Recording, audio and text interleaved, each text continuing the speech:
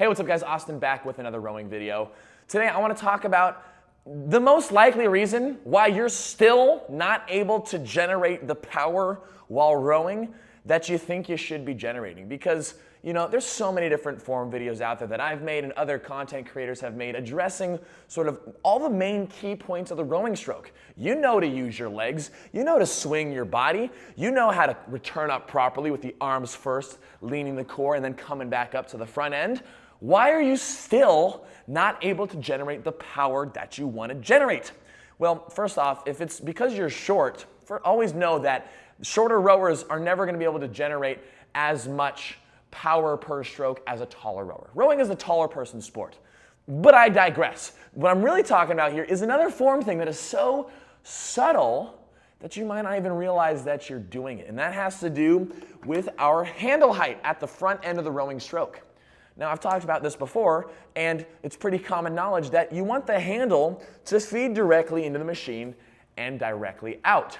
However, the position of the handle and the loading of your back muscles can be a huge determiner of your power per stroke. And what I mean by that is if you're sitting up tall, because we always talk about sitting up tall when rowing. If you're sitting up tall and you're bringing your handle in straight like this, notice how my arms, like my wrist to my shoulder, is actually pretty low here. With this low angle, or this big angle from shoulder to wrist, this low hang of the arms, but it's still going straight into the machine, I'm not loading my back muscles as effectively as I would if I actually leaned forward a little bit more, rounded just ever so slightly, and lifted my arms a few inches. Notice now the angle between wrist and shoulder is now almost in a flat line. And by doing that, what you're doing is you're activating your lats, the big back muscles that are responsible for transferring the power you generate in your legs into the handle. Notice again the difference. From here, in a loaded position, to a sit up tall position like this. Now the hands have dropped down and we're not nearly loading the back muscles as much. And if the back muscles aren't loaded, then we're not going to effectively transfer the leg power. And it looks like this kind of. You get just a little bit of slack before you jump right back. It's like a half second of slack before your arms sort of engage with the handle. And so I encourage you to stop sitting up so tall. I know that's like counterintuitive to like every sort of exercise cue in the world.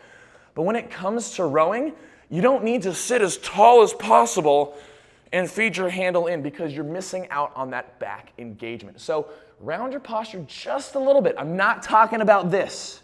Don't row like this, but sink a little bit lower. Think about keeping your weight low and heavy in the seat, lifting your arms ever so slightly more, and that is going to connect your back muscles, and that is what's going to generate a connected, hard, powerful rowing stroke. So I want you to ask yourself, when you take each rowing stroke, as soon as you start that leg drive, do you instantly feel that stretch and that pull right kind of under your shoulder and by your armpit where your lats sort of insert into your body?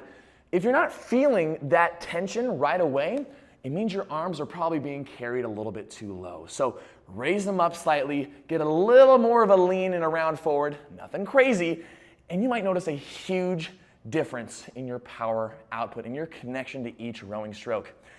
These things are so subtle, and there's already a million things to think about when rowing. So, but this might be just the missing puzzle piece that you're looking for to optimize your rowing stroke. So give it a try. Let me know what you guys think. If you feel a little bit more of a connected stroke, let me know down in the comments below. Always let me know your feedback and what you guys want to see next from me. Subscribe for more fitness content, and guys, I will see you in the next video.